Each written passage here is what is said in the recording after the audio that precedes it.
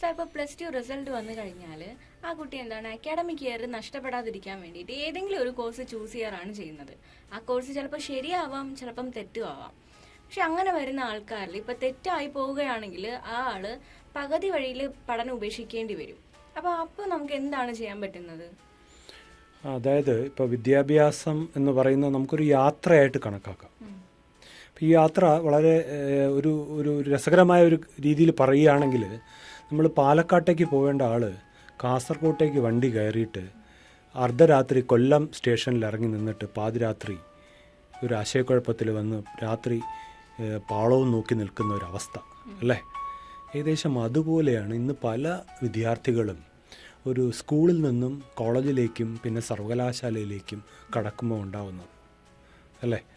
അപ്പോൾ ഈ യാത്രയുടെ കുറേ മുമ്പോട്ട് പോയി കഴിയുമ്പോഴാണ് മനസ്സിലാവുന്നത് അയാളുടെ ആഗ്രഹം എന്താണ്, ഒരു പാട്ടുകാരനാവണം എന്നാണ്.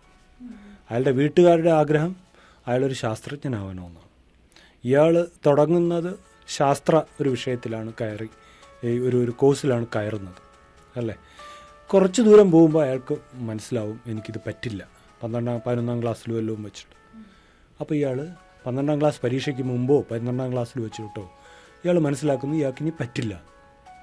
പക്ഷെ അപ്പോൾ അവിടെ ഈ കൊല്ലം സ്റ്റേഷനിൽ പാതിരാത്രി ഇറങ്ങി നിൽക്കുന്ന പോലെ ഇറങ്ങി നിന്നിട്ട് നോക്കിയിട്ട് എനിക്കിത് പറ്റുന്നില്ല, എനിക്കാകേണ്ടത് അതാണ് എന്ന് പറയുമ്പോൾ അയാൾക്കൊരു മൂളിപ്പാട്ട് പോലും പാടാൻ പറ്റാത്ത അവസ്ഥയിലാണ്. അയാൾക്ക് മൊത്തം നിരാശയും ഒക്കെയാണ്.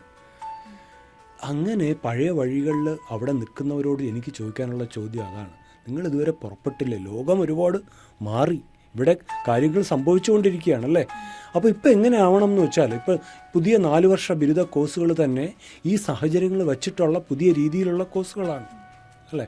നമ്മളൊരു വിഷയം തിരഞ്ഞെടുത്താൽ പോലും ആ വിഷയം പഠിച്ചുകൊണ്ടിരിക്കുമ്പോൾ തന്നെ നൂതനമായ ജോലി സാധ്യതകളുള്ള മേഖലകളിൽ ചെറിയ ചെറിയ കോഴ്സുകൾ പോലെ നമുക്ക് ചെയ്യാം.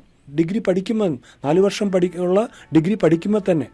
അപ്പോൾ എങ്ങനെയാണോ 2 കഷ്ണം ബണ്ണിൻ്റെ ഇടയ്ക്ക് നമ്മൾ മലക്കറിയും സോസും മുട്ടയും എല്ലാം വെച്ച് നല്ല മനോഹരമായൊരു ബർഗർ ഉണ്ടാക്കുന്നത്, അതുപോലെ നമ്മുടെ കോഴ്സുകൾ ചെയ്തുകൊണ്ടിരിക്കുമ്പോൾ ഇടയ്ക്ക് ഡേറ്റാ സയൻസിൻ്റെയും അല്ലെങ്കിൽ പൈത്തൺ പ്രോഗ്രാമിങ്ങിൻ്റെയും അല്ലെങ്കിൽ സൈബർ സെക്യൂരിറ്റിയുടെയും ഇതുപോലത്തെ ചെറിയ ചെറിയ ഏതാണോ റെലവൻ്റായിട്ട് വരുന്നത് ആ കോഴ്സുകൾ ചെയ്ത് 4 വർഷം കഴിഞ്ഞ് ഇറങ്ങുമ്പോൾ അന്നത്തെ ജോലിക്ക് എന്തൊക്കെ നൈപുണ്യങ്ങളാണോ വേണ്ടോ അങ്ങനെയുള്ള ഒരാളായിട്ട് നമുക്ക് പുറത്തിറങ്ങാൻ പറ്റും. അല്ലെങ്കിൽ എന്ത് പറ്റും എന്ന് പറഞ്ഞാൽ നമ്മളൊരു വഴിക്ക് പോകേണ്ട നമ്മൾ വേറൊരു വഴിക്കുള്ള വണ്ടി കയറിയിട്ട് പകുതി വഴിയിൽ വെച്ച് ഇറങ്ങി പാതിരാത്രി ഇങ്ങനെ പാളത്തിൽ നോക്കിക്കൊണ്ടിരിക്കേണ്ട അവസ്ഥ. അപ്പോൾ ഇങ്ങനെ നമ്മൾ ഈ ഇതുപോലത്തെ ഒരു ബിരുദ കോഴ്സോ വല്ലതും എടുക്കുമ്പോൾ നമ്മൾ ഏതൊക്കെ മേഖലകളിൽ ചെറിയ ചെറിയ കോഴ്സുകൾ എടുക്കാൻ പറ്റും എന്നൊന്ന് നോക്കണം. നമ്മൾ വാല്യൂ എഡിഷൻ എന്ന് പറയും അല്ലേ? അതെന്നറിയാൻ വളരെ എളുപ്പമാണ്. നമ്മൾ ഒരു വഴിയില്ല, നമുക്ക് ചോദിക്കാൻ ആരുമില്ലെങ്കിൽ സ്മാർട്ട് ഫോൺ എടുത്ത് വെച്ച് ChatGPT ചോദിച്ചാൽ മതി, അല്ലെങ്കിൽ ജെമിനിയോട് ചോദിച്ചാൽ മതി. വളരെ കൃത്യമായിട്ടും നല്ല രീതിയിൽ പറഞ്ഞു തരും.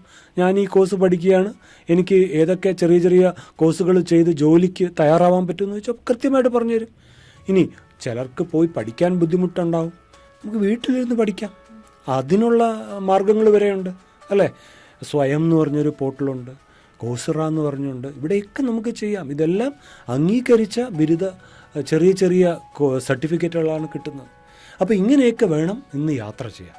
അല്ലാതെ പഴയ രീതിയിൽ നമ്മൾ യാത്ര ചെയ്താൽ നമുക്ക് പകുതി വഴിക്ക് വെച്ച് നേരത്തെ ആർഷ പറഞ്ഞതുപോലെ ഇറങ്ങേണ്ടി വരും.